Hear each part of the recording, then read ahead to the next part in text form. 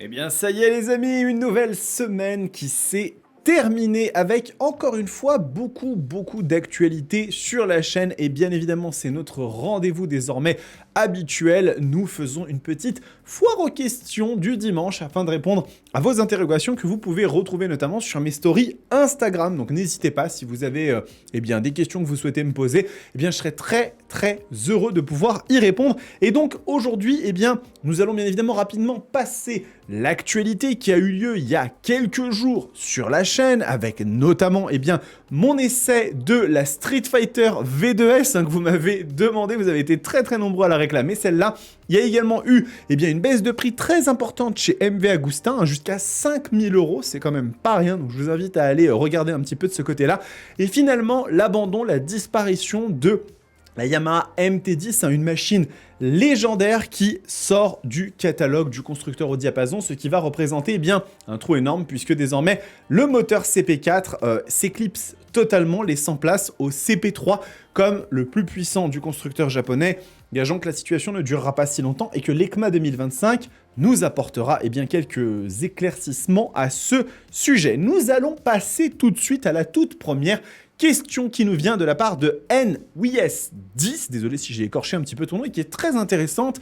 Permis à deux, plutôt moto bridée ou moto full, échangée après, quelle option serait la plus économique? Et cette question, je sais que vous êtes extrêmement nombreux à vous la poser, puisque quand vous êtes en permis à deux, se pose eh bien, cette question qui est la suivante. Est-ce que je passe plutôt sur une machine bridée qui va être du coup beaucoup plus puissante, mais que je ne pourrais pas exploiter à 100%, ou bien est-ce que je reste sur une moto qui fondamentalement me permet d'être exploitée à 100%? Cette question, ça revient un petit peu à comparer eh bien, une machine comme la Kawasaki Ninja 500, qui est une moto véritablement totalement compatible à 2, et non seulement compatible à 2, mais qui ne dépasse même pas la puissance eh bien, maximale du permis à 2, qui est de 47,5 chevaux, vous le voyez ici, on est à 45,4 sur cette moto, à une machine comme par exemple la Suzuki GSX 8S, qui elle eh bien, fera beaucoup plus de chevaux et qu'il faudra donc brider et qui du coup eh bien, ne sera pas exploité à son plein potentiel. Chose intéressante à remarquer aussi, la GSX 8S qui est en promo actuellement et dont je vous parlerai très bientôt puisque je suis en opération avec Suzuki là-dessus. Ils vont faire de très belles promos jusqu'à la fin de l'été. On s'en reparle très rapidement. Donc cette question extrêmement intéressante, je trouve, eh bien, nous permet de nous poser la question suivante qui est de se dire: est-ce que je veux exploiter à 100% ma moto, ce qui est tout à fait compréhensible et tout à fait logique, ou est-ce que eh bien, je veux aller chercher quelque chose de différent? Et par cette chose différente, il y a pas mal de raisons qui pourraient vous pousser à prendre une moto bridée, une moto dont la puissance est plus élevée. L'une de ces raisons, c'est tout simplement que sur une moto qui est bridée, vous allez avoir un moteur qui certes ne pourra exploiter que 47,5 de ses chevaux totaux, mais vous allez avoir une quantité de couple bien plus importante puisque, en règle générale, les moteurs qui sont eh bien, liés à ces motos-là, ce sont des moteurs de cylindrée beaucoup plus élevés et par conséquent avec des valeurs de couple beaucoup plus importantes. C'est la raison pour laquelle je peux à certains moments vous recommander de partir sur une MT-09 en première machine plutôt qu'une MT-07 puisque en fait même si ces deux machines vont avoir la même puissance, une MT-09 aura beaucoup plus de couple. En ce qui concerne une moto comme la Ninja 500 qui est une super machine, attention, aucun problème, vous allez être à 42 Nm de couple sur la machine, exploitable à 100%, tandis que la GSX 8S, elle, va être sur des valeurs de couple qui vont être beaucoup plus élevées. Regardez ici, on est à 78 Nm. Alors même si la machine bridée va perdre un petit peu de son couple, elle en perdra très peu.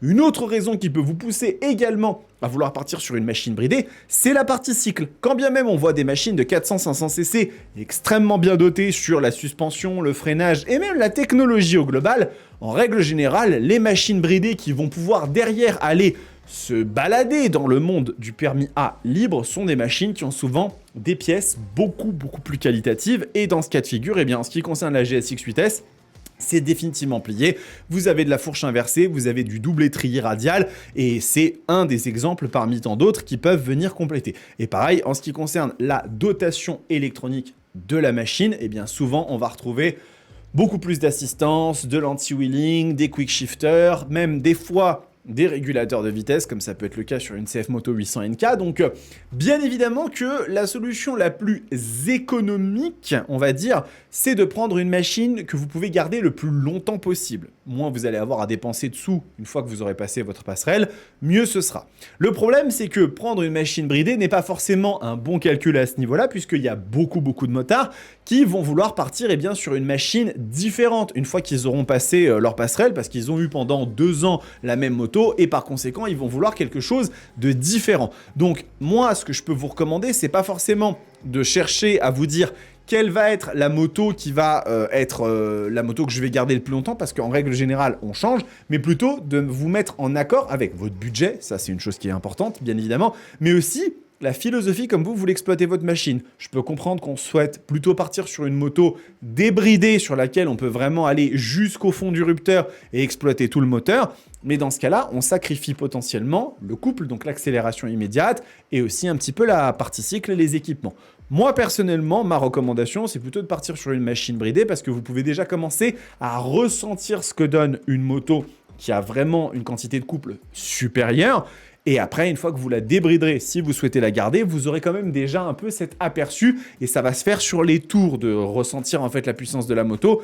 Alors que sur une machine de 400-500 cc, si vous changez en arrivant au permis A2, c'est une toute nouvelle moto qui s'ouvre à vous. Donc c'est quelque chose qui peut être intéressant, mais en même temps qui peut être un peu piégeur. Là, à vous de vous faire votre propre idée et votre propre réflexion. Là, je ne pourrais pas vous aider, mais moi, ma recommandation, c'est vraiment plutôt de partir sur des machines bridées, sauf si vous voulez rester sur du 400cc pendant très longtemps, et auquel cas, dans ce cas de figure, il n'y a absolument aucun problème. Deuxième question de la part de Flo9, que penses-tu maintenant de la nouvelle S1000R 2025 ? Et oui, la petite S1000R 2025 que j'ai eu l'occasion de tester, il y a de cela maintenant quelques semaines avec BMW France au circuit du Nogaro, machine extrêmement chouette que vous voyez ici avec sa grande sœur, la M1000R. Et du coup, effectivement, vous le savez, la S1000R de l'ancienne génération, c'était pas une machine que je portais particulièrement dans mon cœur pour plusieurs raisons, notamment au niveau de son comportement moteur. C'est une machine que je trouvais être un petit peu trop creuse, à bas régime, un petit peu trop peu démonstrative, on va dire, malgré une technologie qui était bien évidemment sensationnelle et une machine ultra agréable à conduire, mais voilà. En ce qui concerne ce nouveau millésime, avec notamment le split face, dont je suis vraiment tombé amoureux, cette nouvelle tête de fourche, j'ai adoré la nouvelle S1000R. C'est une moto qui, en termes de moteur, a été revisitée, retravaillée, elle est désormais beaucoup plus démonstrative dans les bas régimes, presque à l'image des toutes premières S1000R à phare asymétrique que j'avais connues à l'époque, qui étaient vraiment des machines extrêmement chouettes, et aujourd'hui, en effet, la S1000R de nouvelle génération devient beaucoup plus intéressante, tant au niveau esthétique, parce que je vous avoue que je l'aimais pas du tout l'ancienne version, je la trouvais vraiment moche, le phare, je n'aimais pas du tout ce qu'ils avaient fait. Là, sur la nouvelle, on a vraiment quelque chose de très réussi. Toujours une finition chez BMW qui n'appelle à aucune critique, ça reste une machine extrêmement bien aboutie à ce niveau-là, avec beaucoup de technologie, un petit peu à la carte, on peut un peu la personnaliser comme on veut, donc ça c'est aussi quelque chose qui est très chouette, et puis une machine qui franchement envoie, donne des sensations, je trouve qu'on est vraiment sur un très bon résultat de la part de BMW, donc oui, je peux vous le dire, j'adore la nouvelle S1000R 2025, et je ne demande qu'à remonter dessus, et à faire un petit tour parce que c'est vraiment une machine très cool. Alors, question suivante de la part de TutiNW. Quel duel nouvelle Street Fighter V2S contre 990 Duke qui gagne? Et oui, super intéressant ça, puisque, vous le savez, il n'y a pas si longtemps que ça, j'ai publié bien évidemment l'essai de la nouvelle Street Fighter V2 et même de la Street Fighter V2S, puisque c'était cette version-là que j'avais entre les papates, et j'ai adoré l'essai de la Street Fighter V2S. C'est une machine, vraiment, je vous encourage à aller voir l'essai d'ailleurs, si vous ne l'avez pas fait, je vous invite vraiment à aller le regarder parce que la machine, elle est vraiment sensationnelle. Je trouve que la perte de chevaux engendrée par ce nouveau moteur bicylindre, le plus léger que Ducati n'ait jamais réalisé, c'est pas pénalisant à mon sens, même s'il y a 30 bourrins perdus dans la bataille, la machine reste extrêmement agréable à l'usage, elle est réactive, elle est énervée. Au niveau des aspects pratiques, elle a beaucoup évolué, bien évidemment. On a gagné tout ce qui me manquait un petit peu sur les Ducati modernes à consonance un peu sportive, donc jauge à essence, warning, poignée chauffante, régulateur de vitesse, tous ces petits trucs qui font vraiment extrêmement plaisir et qui n'enlèvent rien au côté radical de la moto. Elle est toujours aussi sensationnelle, châssis monocoque aluminium, elle est encore plus légère, et donc effectivement on peut se poser la question de cette moto, la KTM 990 Duke, contre laquelle, eh bien, la Street Fighter pourrait légitimement venir se bagarrer, et des machines aussi comme un petit peu la Street Triple 765, qui elles aussi sont dans la bataille des roadsters mid-size premium. Alors, effectivement, il y a encore quelques mois, j'aurais pu vous dire que la Street Fighter avait le match qui était plié, pour une bonne et simple raison, c'est que la KTM 990 Duke valait encore, il n'y a pas si longtemps que ça, près de 15 000 €, et voire même les dépassait quand on additionnait le Tech Pack. Mais ça, c'était sans compter ce qui s'est passé avec KTM ces derniers temps, la petite crise économique, et quand je dis petite, bien évidemment, c'est un euphémisme, vous vous doutez bien que la crise est gigantesque et qu'elle a eu des répercussions très violentes chez KTM, et ça a, entre autres raisons, fait baisser considérablement le prix de cette moto à 12 949 €, ce qui fait qu'aujourd'hui, cette 990 Duke, qui est une véritable pépite, c'est une moto avec un moteur fabuleux, fantastique, encore plus démonstratif, encore plus caractériel que celui de la Street Fighter V2, eh bien, elle est vraiment ultra intéressante. Cependant, il faut quand même remettre l'église au centre du village. La KTM 990 Duke manque quand même d'un certain nombre de trucs que la Street Fighter V2 et en l'occurrence la V2S ont. Et l'un de ces trucs, c'est déjà la finition, puisque la Street Fighter V2, elle est absolument magnifique et il y a très peu de points de reproche qu'on peut lui faire. Au niveau de la partie cycle, on est dans un autre monde avec une fourche Öhlins M50, Öhlins Nix 30 pardon, et étrier Brembo M50, même si la version V2, elle est un petit peu moins dotée à ce niveau-là, mais on garde quand même les mêmes étriers. Sur la 990 Duke, on est quand même sur quelque chose de qualitatif, mais d'un petit peu moins bon, et en termes de finition, la moto, elle est quand même moins évoluée. Par contre, ça, c'est sans prendre en compte la potentielle nouvelle 990 Duke R, qui, elle, n'a pas encore montré le bout de son nez, et qui est, à mon sens, la vraie rivale de cette Street Fighter V2. La 990 Duke, bon, effectivement, elle peut venir se mettre sur la conversation, mais la comparaison est un petit peu dommageable, alors que sur la nouvelle 990 Duke R, on va avoir une fourche améliorée, on va avoir des étriers Brembo style main, on va avoir le nouvel écran, donc tout ça, ça va bien évidemment énormément contribuer à l'attrait global de la machine, sachant qu'actuellement, la 990 Duke est à 12 949 €. Il y a fort à parier que la R sera aux alentours des 15 000. Et alors là, quand on va placer la Street Fighter V2 en face, qui est à 18 000 € et même la V2 à 15 490, là, attention, risque d'y avoir des arguments extrêmement forts en faveur de la KTM. Maintenant, en l'occurrence aujourd'hui, si on se parle pas de prix, la Street Fighter V2 enterre la 990 Duke. Si on vient à mettre le rapport qualité-prix sur la balance, cette machine reste extrêmement intéressante parce qu'aujourd'hui, elle est vraiment beaucoup plus accessible. Gardez quand même à l'esprit que dans cette gamme de prix, vous avez accès aussi à une Street Triple 765 RS qui, elle, est encore au-dessus en termes de finition, qui a des équipements qui sont tout simplement dingue, étrier Brembo Stylema, amortisseur arrière Öhlins, technologie de dingue, mais un moteur qui sera quand même un peu moins fun en barre que ces deux motos-là. Je trouve personnellement que le 3 cylindres en ligne, il est un peu trop dans les tours, enfin c'est pas forcément ma cam, donc à vous de voir, mais en l'occurrence, vous avez mon opinion, j'attends avec impatience de voir arriver la 990 Duke R, qui à mon avis rebattra un petit peu les cartes. Avant-dernière question de cette FAQ, comment envisages-tu l'évolution de ta chaîne YouTube dans les années à venir, de Jérôme29BZH? Extrêmement bonne question, puisque en fait, vous le savez, la chaîne a pas mal évolué ces derniers temps, ces dernières années. Si on remonte aux vidéos les plus anciennes que vous avez, il y a plus de 4 ans, la chaîne elle a ouvert en avril 2021. Aux plus récentes, bon, on a quand même eu une petite évolution, il y a eu beaucoup de choses qui se sont passées. Vous savez que je me suis ouvert sur pas mal de réseaux supplémentaires, TikTok, Instagram, Facebook. Aujourd'hui, on fait du contenu à une échelle qui est un petit peu plus large et transversale. Et j'ai bien évidemment des projets, j'ai des plans pour l'évolution de cette chaîne. Aujourd'hui, il y a des choses qui sont en cours, dont je vous parle assez régulièrement, comme par exemple la création de chaînes dans d'autres langues. C'est quelque chose qui est très important aussi, d'essayer un petit peu de s'ouvrir à l'international pour essayer justement d'aller capter une audience différente, pour essayer d'aller faire des choses de façon un petit peu plus étendue. Et j'ai aussi des plans en ce qui concerne l'évolution globale des contenus, avec potentiellement peut-être une nouvelle formule sur les essais. Hein. Je suis en train de voir un petit peu ce qu'a donné l'essai de la Street Fighter V2 pour voir si finalement c'est si dérangeant que ça de ne pas avoir de partie statique, puisque vous me voyez souvent maintenant dans les motobistros, dans les lives. Donc c'est une autre façon d'échanger avec vous. Et bien évidemment, j'ai beaucoup de plans dans l'avenir pour éventuellement des libres antennes avec d'autres créateurs de contenu. Il y a beaucoup de choses à faire pour faire évoluer les choses dans ce monde-là. Aujourd'hui, en ce qui concerne la création de contenu moto en France, on a énormément d'opportunités qui s'ouvrent à nous. On a la chance d'avoir un domaine qui n'est pas sursaturé et sur lequel on peut tenter beaucoup de choses. Donc, vous pouvez compter sur moi pour tester, essayer, rater très probablement et réessayer encore et apprendre de mes erreurs. C'est comme ça que ça a toujours fonctionné et c'est comme ça que ça fonctionnera toujours. Dernière question de la journée de la part de Olive J, une question qui m'a pas mal plu et qui m'a permis, m'a donné l'opportunité de répondre à ça une bonne fois pour toutes. Tu as le blocage facile, tu n'acceptes pas la critique, problème d'ego.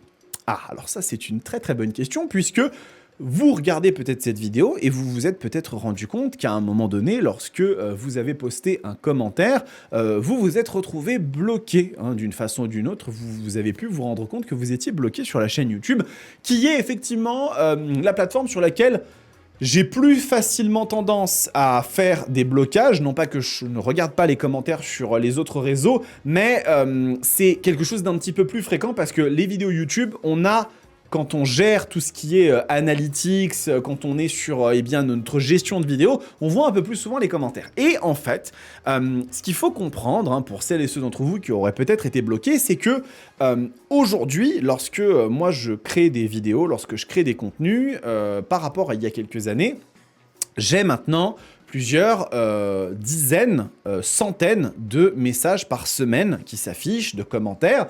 Et en fait, lorsque vous avez une augmentation de votre nombre d'abonnés, de votre nombre de vues, c'est comme ça que ça se passe, vous avez proportionnellement un nombre croissant de messages négatifs. Non pas que vous ayez un plus grand pourcentage de personnes qui n'aiment pas ce que vous faites, mais simplement, si vous gardez le même pourcentage de gens qui n'apprécient pas ce que vous faites, mais que vous augmentez le nombre total de followers, ça va augmenter proportionnellement la part de gens qui postent des commentaires négatifs. Vous allez en voir plus, tout simplement.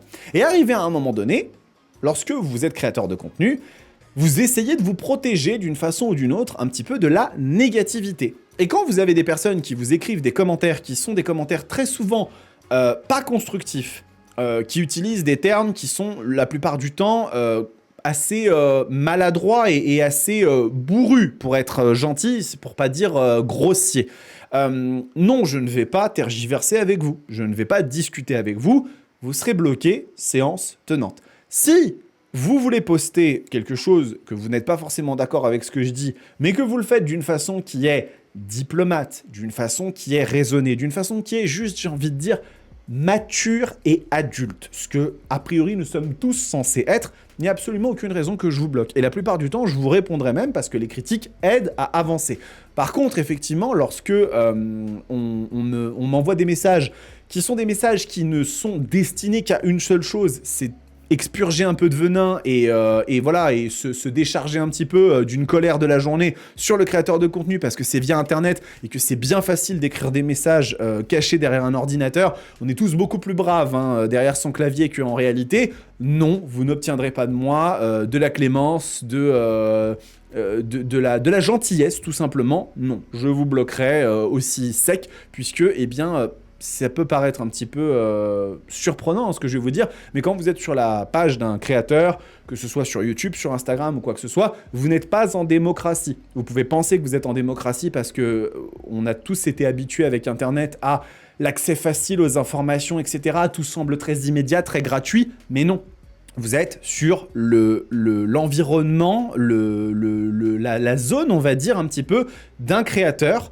Et ce créateur, en fait, il a des règles. Si sur le chat d'un live en direct, vous postez certains mots que je n'apprécie pas, je peux vous bloquer. Et il y a d'autres créateurs de contenu qui ne bloqueront pas nécessairement ces mots-là. C'est ce qu'on appelle de la modération. Et en fait, quand vous êtes sur ma page YouTube ou sur Instagram ou quoi que ce soit, ce sont mes règles qui s'appliquent. Et dans celles-ci, je ne tolère pas les personnes qui font des critiques négatives qui ne sont pas constructives. Si vous êtes constructif, ça se passera sans aucun problème. Ne vous inquiétez pas. Les personnes qui viennent sur mon live le savent très très bien. On discute, on échange, il n'y a aucun souci de ce côté-là. Mais en ce qui concerne la pure méchanceté, ça par contre, ça ne passe pas. Voilà, cette petite FAQ est terminée sur cette petite note que j'ai trouvée assez rigolote et qui m'a permis d'éclaircir certains sujets que certains pouvaient peut-être se demander comment je fonctionnais à ce niveau-là. Donc je suis content d'avoir pu vous apporter ces réponses. Et puis toutes les autres aussi, n'hésitez pas à vous abonner à la chaîne si le contenu vous plaît. C'est un énorme soutien que vous pouvez m'apporter et donc voilà, ça aide beaucoup. Et puis un petit like et un commentaire aide aussi à référencer la vidéo et en savoir un petit peu plus sur vous. Et ça m'importe beaucoup de connaître un petit peu plus les gens qui me regardent. Donc en attendant les amis, prenez soin de vous, kiffez vos bécanes. Ciao!